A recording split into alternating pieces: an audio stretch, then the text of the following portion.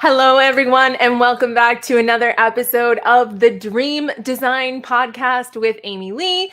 I'm your host, Amy Lee Westervelt, and I have the most amazing guest today. In fact, she's so awesome that I totally forgot her last name. But that's okay, because she's just going to be Tosh. Tosh is amazing. She is an intuitive coach and blogger, and you guys are going to seriously fall in love with her. She's going to tell you her last name when she gets here. Don't worry. And she has like a whole bunch of stuff that she's going to share with you. So with that, welcome Tosh to the show. Hi. Hi, Amy Lee. Thank you for having me. And sorry, that was my fault. It's Tash Hanham, but because I'm Tash on my Instagram and my socials, I'm just Tash. So that's fine. I love Thanks it. for having me. I love it. We can call you Tash.0, right? Yes, I love So it. good. So good. Oh my gosh. So you guys, we were having so much fun before we chatted. Like, you know how you always chat with like the guest, and it turns out that we actually are long lost twins from two different sides of the pond. Yeah, so that was pretty exciting. So we'll talk more about that later. Okay, so I have a million questions and I need to cram them all into one podcast episode. So you ready? Here we go. Yes, I'm ready. Okay, so you're an intuitive coach and blogger, and correct me if I'm wrong, but most people don't graduate from high school and say, when I grow up, I want to be an intuitive coach and blogger. So tell us the story about how you came from whatever it was that we thought we were going to be to what you are now. Yeah, it is a story. And as you love to talk about, it's those stories where it's a bit of a non-conventional way of how I got there. And so I started out my journey pretty conventionally. I went to high school, went to university, got myself a degree in exercise and health science, and thought that that's where I would live out my days doing sport and community development. And I did do that for some time, 15 years, in fact. I worked in state government in a project type role, and I utilize some of those skills now in the work I do, but in a very different setting. And so it was actually after I had a couple of babies. So I had my first and I went back to work, and I had my second and ticked back into work. And then I had my third, and everything got a little bit complicated. So actually, after the birth of my third baby, an autoimmune condition was triggered in my body, and the inflammation started to take over. We didn't know what it was. We didn't know what was going on, and it was in the height of the Australian first lot of COVID lockdown. So it was all very strict, and everyone was staying in their own homes, and it was quite an isolated time for me. And on top of that, I was incredibly unwell. So I had an 8-month-old baby at the time that I couldn't lift, couldn't turn door handles, couldn't drive a car. Some mornings I couldn't walk. Yeah, and losing weight like crazy, hair falling out. Like, it was just very frightening. And it was during that time that I realized that I was really lost as a woman. I just had really lost that sense of self, that sense of connection to what drives me, what I love. And I realized that my whole life, like 36 odd years, I'd kind of dedicated to this outward kind of validation. So what did other people think of me? You know, what were the roles that I play in life? You know, what do I need to do for my children and my husband? And whilst I still value that stuff, it had become all of me. And so when all those things were kind of taken away from me, and I no longer had the ability to be the people pleaser and the helper, I had to take a good long look at the woman in the mirror and realize that I didn't really know who she was. And so that started my journey that has landed me to where I am today. And it really began through the blogging. So I started to just write about and document what was happening in my life. I started to share a bit about my autoimmune and what was happening. And then I started to put it out, and just got a really warm response from people. They really resonated with what I had to say. And I had people reaching out saying, oh my gosh, this has happened to me. And so I just kept kind of going with that. And then the last sort of 2 or 3 years has just been this incredible personal growth journey. I've just dabbled in any kind of personal work I can get my hands on, done lots of different healing modalities. Myself, I've learnt some different practices like Reiki, and I love to do a bit of tarot. And it sort of has all come together in basically, I think, one night. I was lying there and I was like, I want to help women. Like, I want to help women that are on a journey like me, that are healing and rediscovering themselves. And I want to hold space for women to do that. And so, I don't know, call it the universe or intuition or a greater source, something just came to me and said, this is what you want to do. And I was like, oh, the instant reaction is like, you've got no business. You don't know anything about that. Like, you're just a woman doing her own thing. Like, how dare you, was essentially the immediate ego chatter. And I guess I just started gradually dabbling, like, still always got the chatter telling me that there are others that are more qualified and have better energy and, more credentials and greater pain. That's another one I get. It's like, oh, that woman went through way more than you. Like, what do you have to talk about?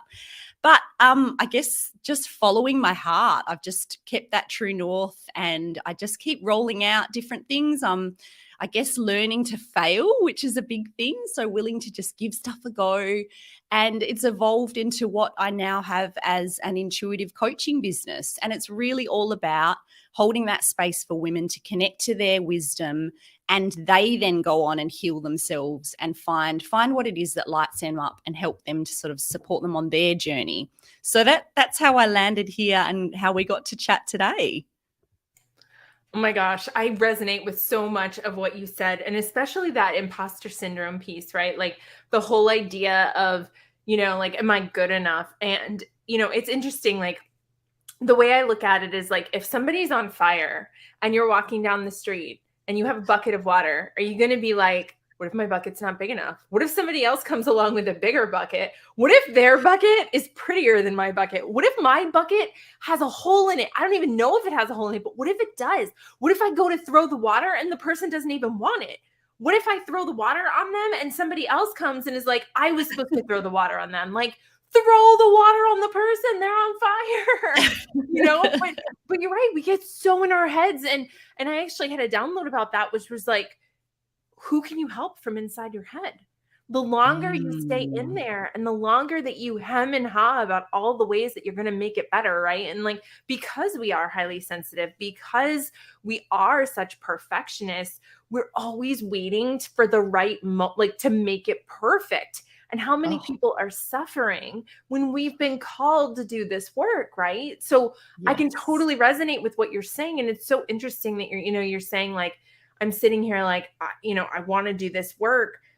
When we make the decision that we're ready to take our place as light workers and healers, the claircognizance just turns on. I remember sitting in my room and I remember feeling like someone had just shown up from like UPS or FedEx, or I don't know what you guys call it over there. And literally was like, here are 200 filing cabinets that are locked with a bunch of files. Can you please sign for these? And I'm like, what? Can I get in them? No, you can't get in them. They're just downloads, but you can't actually access them yet. And I'm like, well, why the hell would I want them taking up space in the front hallway of my brain? Right? It's like, I don't know. I don't shoot the messenger. Will you sign for them or not? And I'm like, sure. And so I did. And I felt this like heaviness in my head. I know you can totally resonate with this. And then all of a sudden one day it was like, holy crap. There were papers flying everywhere. And I'd see like one word and a little bit of this one and a little, and it was just like, they're going over your head and you just see, and you don't even realize, I can't believe how much I'm moving right now. I'm sorry, podcast people. You don't see like the acrobatics I'm doing right now. But honestly, like all of a sudden they were all just coming out. And it's because, like you said, you make that commitment, you take that oath of light workerness, of ushering in that next iteration, that ascension energy. And it's like, oh, good, because here's the manual and it's 500,000 pounds, like, oh, so anyway, all that to say, I totally resonate with what you're saying. And you're like, if I had known that was going to happen, would I have taken that oath? Would I have done that? Would I have ignored? Because, at the time, that was kind of a lot. That was kind of a lot to deal with, And it's so true. And actually, I held a women's circle last night, and speaking about imposter syndrome, this is another thing that, like, you talk about the filing cabinet. So it landed in my head one day, you're going to hold women's circles. I was like, I don't know how to hold a women's circle. I love going to them. I love sitting in circle. I love the idea of them, but not me. That's not. And anyway, it was like this little niggling thing that just kept coming back and just annoying me. I was like, fine, I'll do a women's circle. And I was doing them when I was in the city, and now we've moved down to a regional area, and it's quite a spiritually evolved area. There's a lot of healers. There's a lot of people that are kind of, I guess, in the space. And I got intimidated. I talked myself out of it. I did one, and then I took a really big break between them, but it's just been niggling at me. And last night was the first one that I've done in a few months, and we had just such an incredible evening. And the ladies that came in were like, they connected with one another. Like, it was just one of those, you can't make this stuff up. Like, it was supposed to happen, and I was supposed to be hosting it. But, just like you said, you almost just have to kind of acknowledge that you're going to still feel those feelings of imposter syndrome. You're still going to try and talk yourself. I tried to talk myself out of it the whole way up to the circle. I nearly cancelled it a few times. I'm too busy. There's lots going on at the moment. The kids are on holidays. There's all the reasons in the world. And yet, for some reason, I just kept going with it. And then it was just incredible, the energy, the women that I met last night, meeting each other, like the cross kind of pollination of the different energies. And that wouldn't have happened if I'd allowed that kind of chatter to govern. And so I'm not saying that you never have the chatter. I think the chatter's always there, but I think you learn to just dampen it a little. And certainly for me, a lot of what I do with the women is like really trying to amplify that inner voice, that inner wisdom that's always going to guide you on that highest path. But it's not always easy. It's not like, oh yeah, sure, I'm just going to listen to my intuition. I'm just going to go with it. You've got to apply the will and be prepared to take the action. And that's when the good stuff happens. Oh my gosh, so much to unpack there. Yes. And, something you said that I think is great is you will always have that imposter syndrome. Like, that's not something that's going to go away. And no matter how magical, like, oh my gosh, I just had the most incredible thing. Like, my book just won a Reader's Choice Award for little kids. And like, that's amazing. And on that day, it's like, oh my gosh. But then 3 days later, you're like, my book is crap. Nobody likes my book.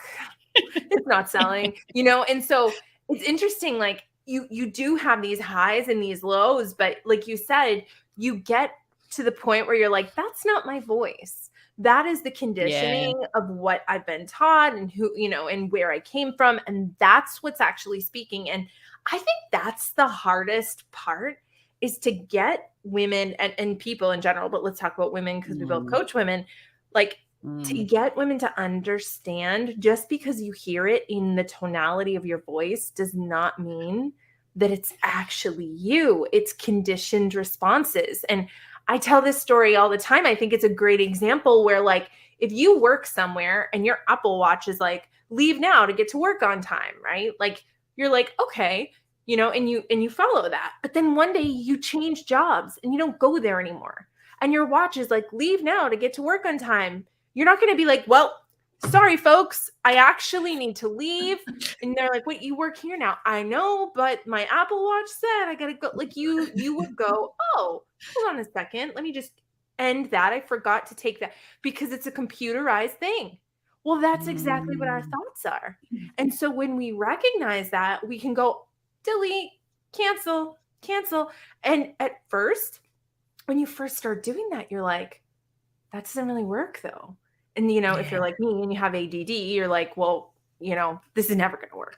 But it's like a muscle, right? And so I love that you can be that face to be like, yeah, you can have an amazing time. You can have people loving you. You can make and especially when you bring your human design into it, you see so many aspects of like why you struggle when you don't even have a struggle. Like, there's so many people that have never had financial worry, and yet all they do is worry about finances. It's the oddest thing, but it's all that internal conditioning. Yes. Oh my gosh. It's so true. And it's always going to be there. So I think that that's something that people think, oh, well, if I could just get rid of that thing, or if I could just like not have that. And it's like, well, no, that's part of the human. That's what makes you uniquely you. And so you actually do need that. And I think a lot of, that idea of like, you need to separate. And so I need to just shut that part of me down and not have it exist at all. It's like, well, no, that's then you're sort of separating yourself. You're not living as a whole. And so the whole thing we're working towards is this idea of wholeness and accepting yourself in all of your, glory. And so that does include those idiosyncrasies and some of that shadow and some of that stuff that, you don't want that driving all the time. Well, you don't want it driving most of the time, but you need to acknowledge that it's part of you. And I think the more you resist, that saying, the more you resist something and the more it persists. And so the more you're trying to squash something instead of just going, okay, I see you, and mine's my little helper that always wants to pop up and say, I know what you should do. Is like, okay, I see you. Thank you for your advice. And now I'm going to choose to just keep following my heart.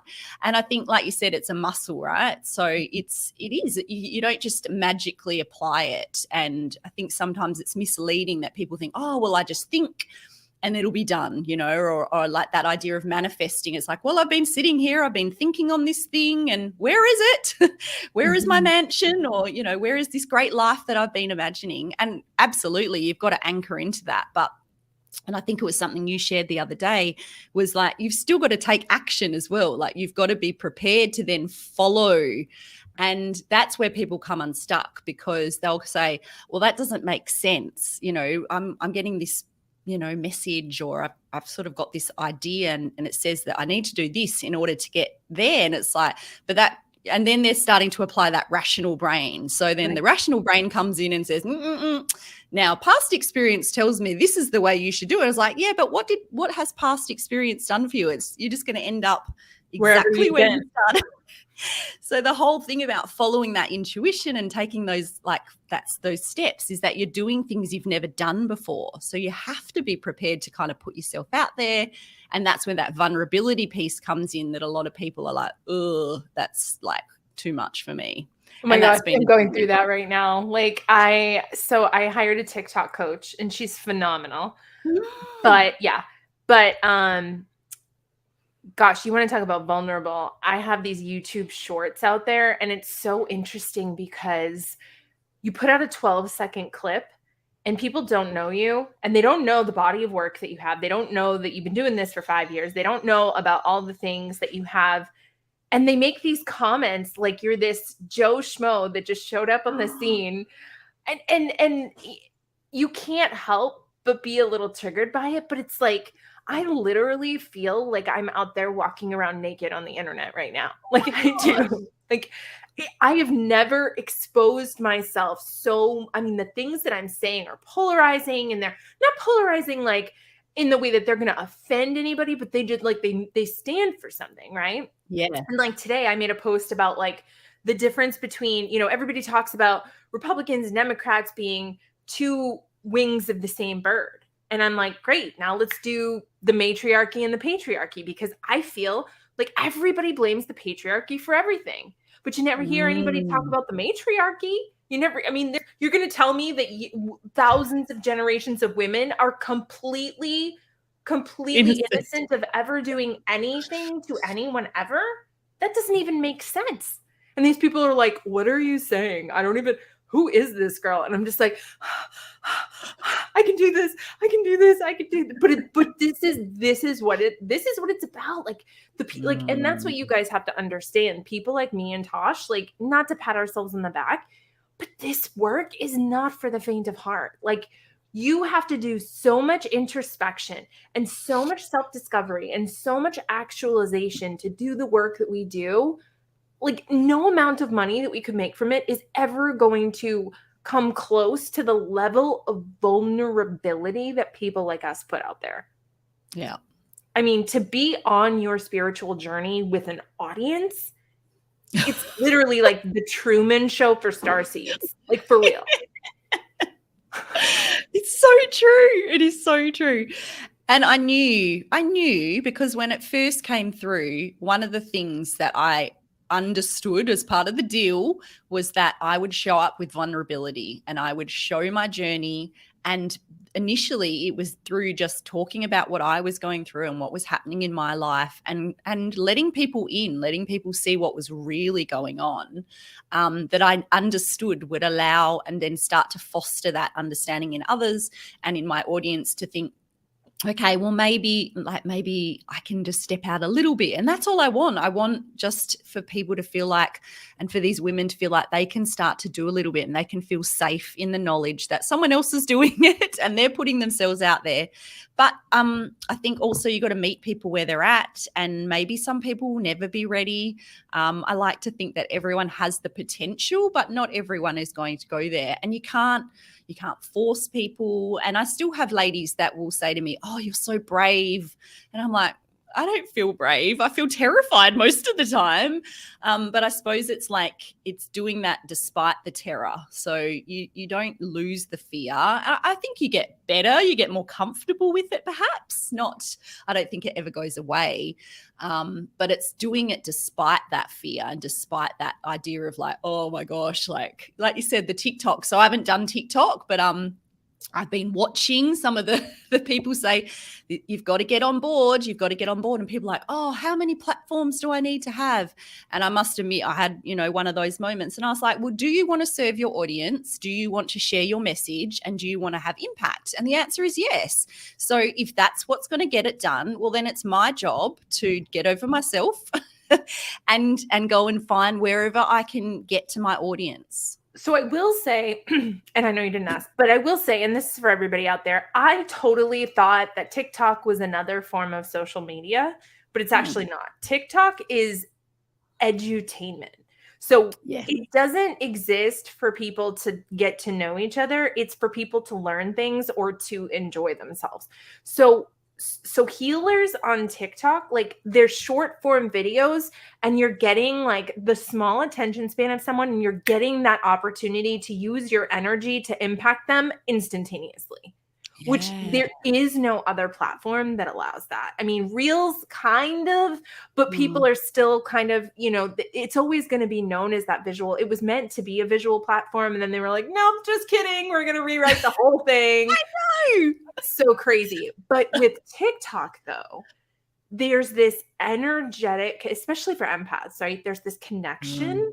And so when someone lands on your video and you say something with that hook in that first couple of seconds and you pull them in, they go way down your funnel really fast. You're not having to nurture in the emails. You're not like they're connected to you because of that little tiny video. So while I agree, I don't think people should go and do all the things. If there was one you should do right now, the one that's going to grow anybody's business the fastest is absolutely TikTok.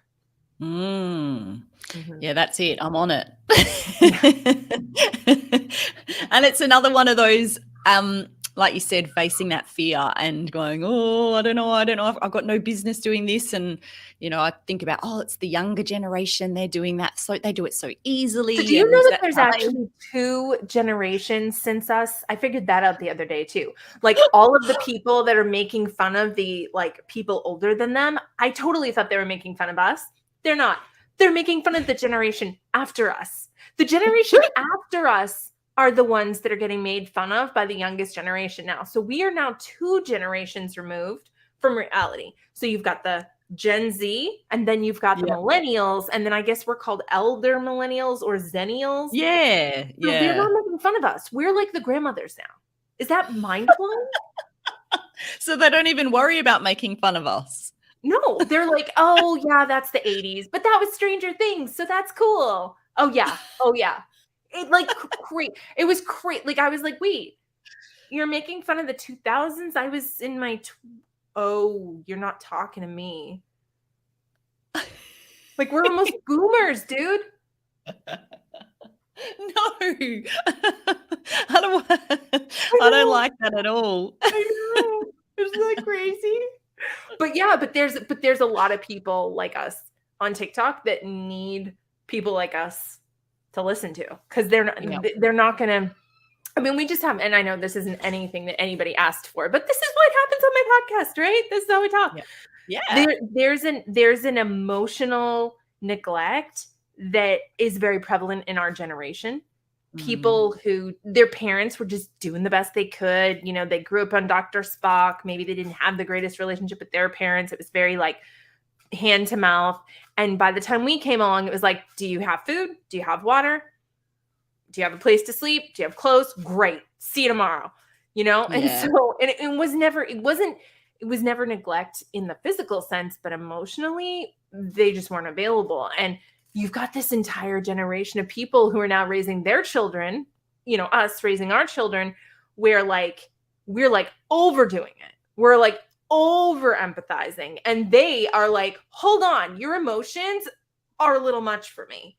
Right. So like we've got it so much, they've got so little. And so we're actually like almost getting that like backlash from them of like, it almost feels like rejection, I think, in some ways, because it's like, hold on a second, you're a little too emo for me. You know what I mean? Because we didn't have that. And so we're like, I'm never going to let my kids have that. So, or feel that way, you know, all that to say TikTok needs you. So just get on there. Yes. Okay. And I think you're so right, because another thing that keeps coming through for me is that there's this intergenerational trauma that hasn't been dealt with.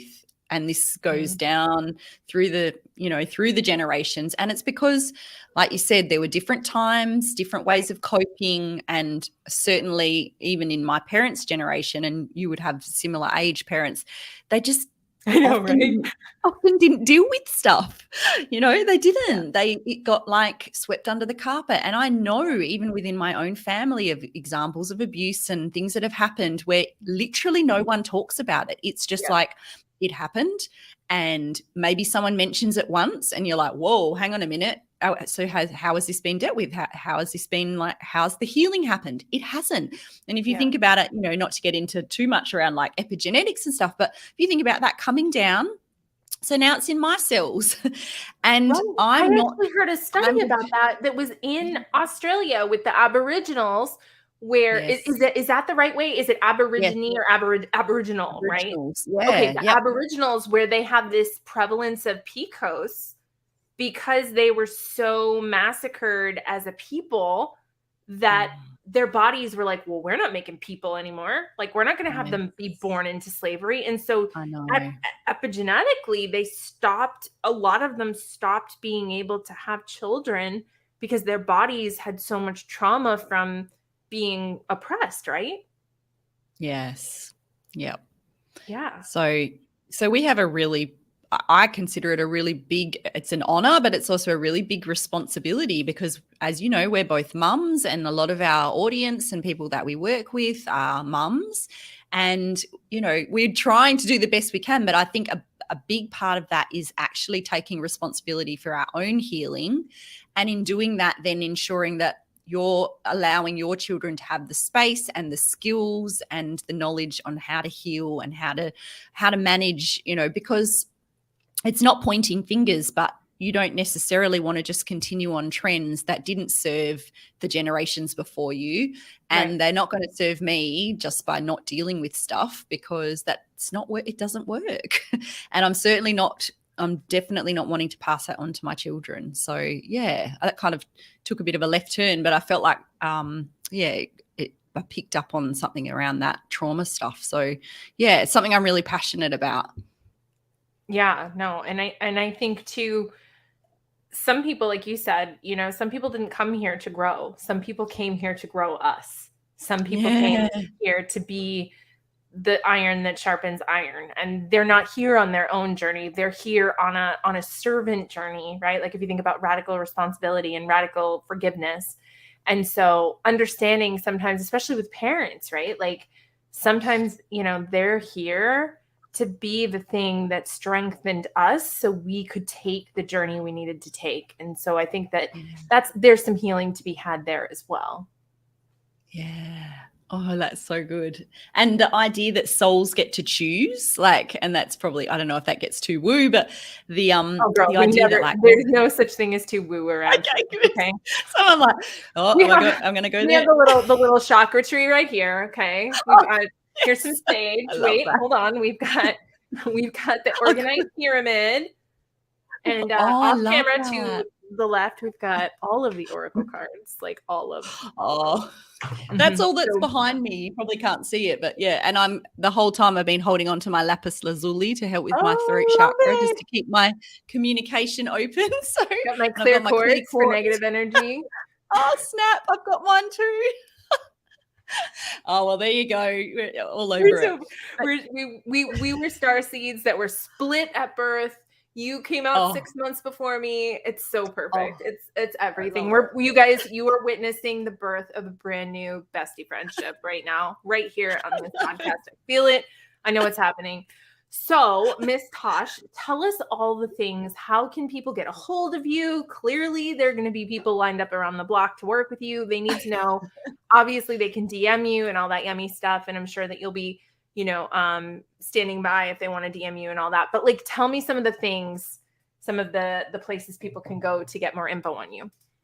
Yeah. So best place to find me at the moment, because I haven't joined TikTok yet, is on my socials. So if you use the handle at Tash Diaries, so as in, yep, that's perfect. Oh, look at you.